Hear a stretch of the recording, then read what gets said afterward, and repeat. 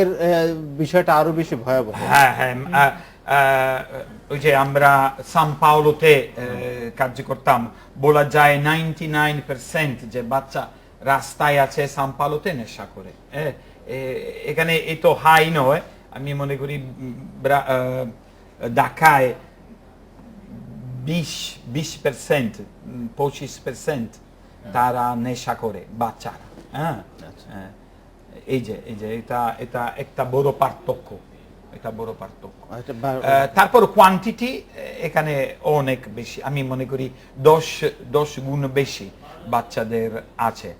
তারপর আরেকটা বড় পার্থক্য, এটা আমাদের জন্য নিরাশার ব্যাপারে, আমরা এখানে বাচ্চাদের রাখবার জন্য খুবই অল্প জায়গা পাই।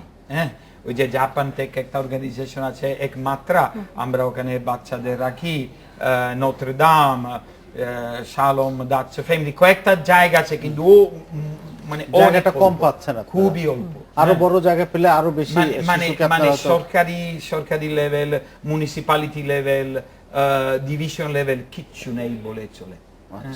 এটা বড় সমস্যা।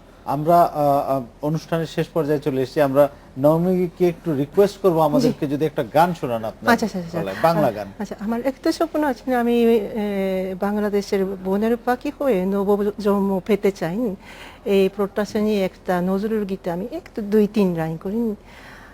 আমায় নহেঙো ভালোবাসো শুধু, ভালোবাসো মোর গান। বনের পাখি রে কে চিনে রাখে, বনের পাখি রে কে চিনে রাখে, গান হলে অবসান, ভালোবাসো মোর গান। আমি বন থেকে মাঝে মাঝে শহরে এসে আমার প্রিয়জনের বাসার বারান্দায় গিয়ে আমি গান করতে চাই। অনেক ধন্যবাদ আপনাকে, আপনাদের সবাইকে ধন্যবাদ আমাদের সঙ্গে থাকার জন্য। এই ছিল আজকের ডেডলাইন ঢাকায়। দেখা হবে আগামী শুক্রবার এই সময়। ভালো থাকুন, সুস্থ থাকুন, শুভরাত্রি।